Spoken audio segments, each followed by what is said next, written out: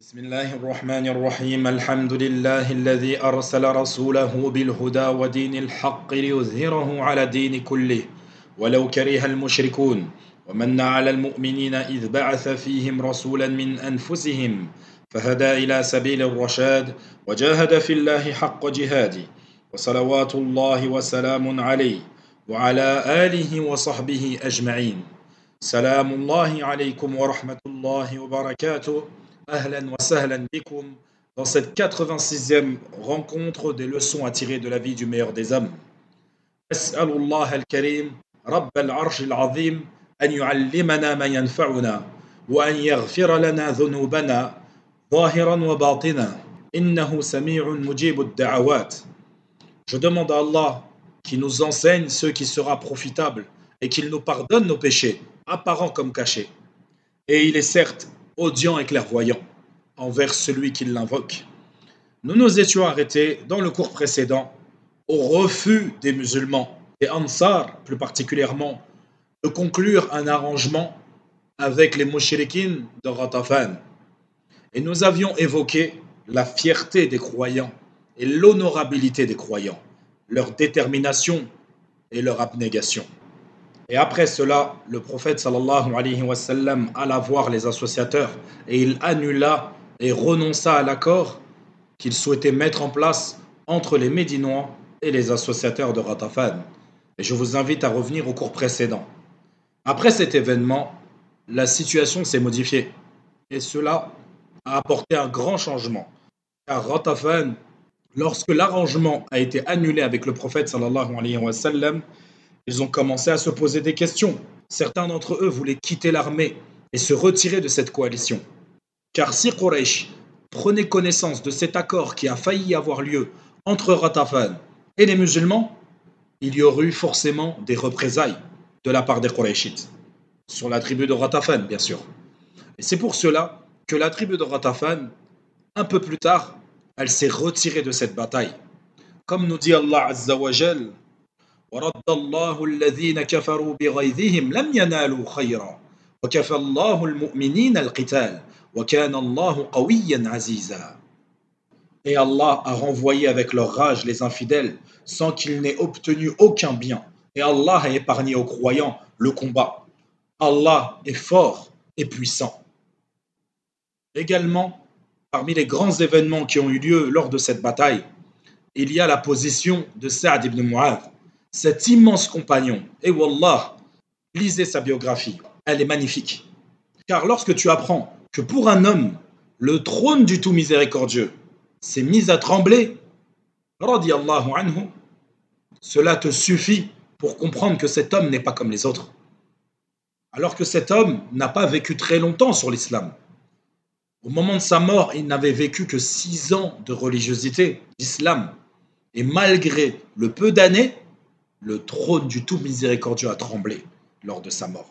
Aïcha radiallahu anha nous dit, alors que nous étions dans l'un des jardins des Bani Haritha, et j'étais accompagné de Sa'd, la mère de Sa'd, et c'est là que Sa'd est passé devant nous.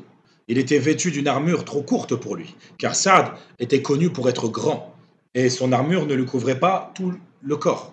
Il avait avec lui une lance, et il répétait des vers de poésie, et il disait لبث قليلا يدرك الهيج حمل ما أحسن الموت إذا حان الأجل. Ce qui veut dire, selon le sens, attends un peu, patiente un court instant, tu vas certes rejoindre cette guerre comme un agneau à la fleur de l'âge, qui va être sur le point d'être égorgé. Et dans une autre version, le chameau, lorsqu'il est jeune et fort, et qu'il peut supporter ce que nul autre ne peut supporter, comme chameau, dans la distance et comme poids. Et quelle belle mort lorsque l'être vient dans cet état pour combattre dans le sentier d'Allah. Et il fait preuve d'endurance. C'est là que sa mère lui dit, tu es en retard, Saad. C'est-à-dire l'armée musulmane s'est avancée et tu es en retard. Imaginez-vous, c'est sa mère qui le pousse à rechercher pour lui le paradis. Et elle le souhaite fort. Elle le souhaite pour elle-même, mais elle le souhaite également pour son fils. Elle lui dit, tu as pris du retard sur l'armée, ya Saad. Et c'est là que Aïcha radiallahu anha a dit, j'étais présent avec sa mère. Et je disais à sa mère, observe ton fils et dis-lui que son armure est trop relevé. Subhanallah, il a été touché pile poil à l'endroit où son armure ne couvrait pas la partie de son corps. Certains historiens expliquent que c'est une veine qui a été touchée et qui a été la cause de sa mort. Radiyallahu anhu wa ardahu. Il est dit également que c'était un homme nommé Ibn Araqa. Et il est rapporté que Saad a invoqué contre lui. Et dans laquelle il disait Allahumma arriq wajhahu fin nari jahannam. Car l'homme, il s'appelait le fils de la transpiration, si on devait le traduire textuellement. Et donc Saad, la dua qu'il a faite, il dit Oh Allah, fais suer sa face dans les cendres de l'enfer. Subhanallah. Et il est dit également qu'il a continué sa dua dans laquelle il dit Oh Allah, si la bataille entre les mécréants et ton prophète sallallahu alayhi wa sallam est finie, alors prends ma vie et fais de moi un martyr. Et si tu décides de faire perdurer cette bataille entre les mécréants et ton prophète sallallahu alayhi wa sallam, conserve-moi, garde-moi en vie. Par Allah, il n'y a rien de plus important pour moi que de combattre un peuple qui ont combattu ton prophète et qui l'ont expulsé de chez lui. Oh Allah, ne me prends pas la vie jusqu'à m'accorder la joie de voir tomber les enfants d'Israël qui ont trahi le prophète, qui sont les Banu Qurayza. Et certes, Allah a exaucé son invocation, car dans cette bataille, alors qu'il n'y a pas eu de combat, il a été touché par une lance qui a été lancée. Elle est venue se planter dans son corps à un endroit douloureux. Allah lui a accordé la vie jusqu'à pouvoir assister à l'assiègement des Banu Qurayza. Et on en parlera quand on parlera de la bataille des Banu Qurayza, Inch'Allah wa ta'ala. Sachez également que dans cette bataille d'Al-Khandaq, alors que 10 000 soldats étaient venus pour en découdre, pour tuer le prophète, sallallahu alayhi wa sallam, anéantir les musulmans, Allah Azza wa Jal a décidé de secourir son prophète et les compagnons, Ridwanullahi alayhim ajma'in. Et comme cela, tu ne sais jamais d'où va venir l'ouverture, d'où va venir la victoire. Il est rapporté qu'un homme qui venait de se convertir, du nom de Naïm ibn Mas'ud radiyallahu anhu, il était présent lors de cette bataille. Il est venu au prophète sallallahu alayhi wa sallam et il lui a dit Ô messager d'Allah, inni aslamt, je me suis soumis à Allah et personne n'est au courant de ma conversion. Qu'en penses-tu? Que me conseilles-tu? Et là le prophète sallallahu alayhi wa sallam lui dit tu es qu'un seul homme, tu ne peux rien faire à toi seul, mais par contre ruse, car le combat c'est la ruse. Et c'est là que Naïm ibn Mas'ud rapporte et il dit je suis donc parti voir les enfants d'Israël, les Banu Qurayza, ceux qui ont trahi le prophète sallallahu alayhi wa sallam. Et il leur a dit vous connaissez très bien ma place auprès de vous. Et ils lui ont dit bien sûr. Il leur a dit également vous savez ce que je pense de vous. Et ils lui ont dit nous n'avons aucun doute sur ta fiabilité et ta véracité. Et c'est là qu'il leur dit, il leur exposa un plan. Il leur dit sachez que vous n'êtes pas dans la même position que les Qurayshites et les Ratafan. Car la terre où nous sommes actuellement, vous ne sortirez jamais d'ici. Alors que les Qurayshites et les Ratafan, s'ils s'en vont, vous resterez seuls face à Mohammed. Et lui dire, que nous conseilles-tu dans ce cas-là? Que devons-nous faire? Et il leur a proposé en leur disant, envoyez-leur un messager et demandez-leur une rançon, c'est-à-dire un de leurs chefs qui resterait avec vous dans votre forteresse. Comme cela, vous auriez une garantie qu'ils ne vous abandonneront pas. Et comme cela, ils ont reconnu son intelligence et sa stratégie. Et ils lui ont dit, Wallahi, quel bon conseil. Puis Naïm est parti vite voir les Qurayshites, précipitamment.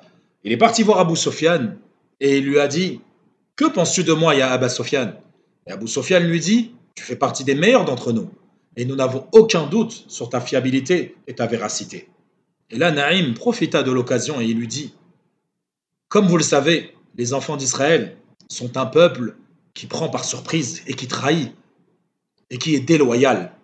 Et j'ai entendu dire qu'ils vont s'allier avec Mohammed, sallallahu alayhi wa sallam. Et j'ai également entendu dire qu'ils vont vous demander une rançon, 10 hommes parmi les responsables d'entre vous, et qui vont après cela les donner au prophète pour qu'il puisse les tuer et se débarrasser de vous.